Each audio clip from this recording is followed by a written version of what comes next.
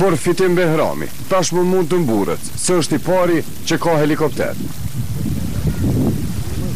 Kjo është fluturakja, made in Kosova, e punuar nga duart e djalit nga Krashtica e Vushtris.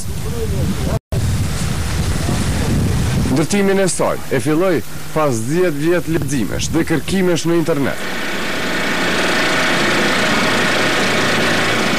Në gusht 2011 vendosa që mja fillu kështu definitiv me ndërtu një vet, edhe tash një vit e gjys që kam filluar, gati është në përfundim tash helikopteri.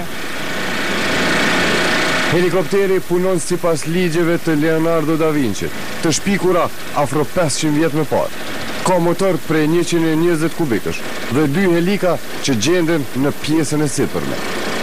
Në bisht nuk ka helik fare, për shkak se këto 2 helika ajrin e prej njësoj, që do thotë nuk e që orientojnë helikopterin, po e dërgojnë në mënyrë të njëjtë. Gjalloshi nuk e ka testuar asnjëherë helikopterin në ajër, por këtë planifikon ta bëj pas disa muajsh.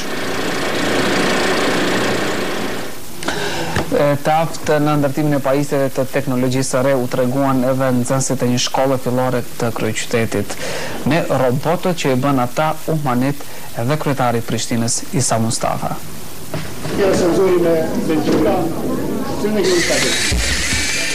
Veprimet e këtij roboti I cili reagon në bazë të senzorëve po I pëlqejnë kryetarit të Prishtinës Isa Mustafës. Jo pse ndoshta nuk ka parë të tillë ndonjëherë, por për faktin se ai u ndërtua nga një grup nxënësve të kryeqytetit.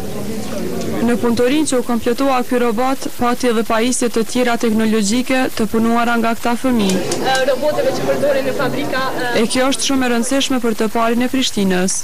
Të zhvillojmë edhe dijet bashkëkohore, të kyçemi në të arritura të cilat I kanë shkollat e tjera, I kanë vendet e tjera, I kanë shtetet e tjera. Ky ambient që quajnë klasa e shekullit 21 është pjesë e qendrës për ngritje profesionale që u havë të martë në shkollën fillore Dardania Mendime në USAID-it. Kjo qendër do të kontribuoj për të përmirësuar arsimin e këtij vendi në shumë mënyra. Më të kënaqurit dukeshin nxënësit që do të punojnë me këto kushte të reja që u krijuan për ta. Policia e Kosovës ka penguar studentët e lëvizjes studentare, studim kritik veprim gjatë një aksioni simbolik para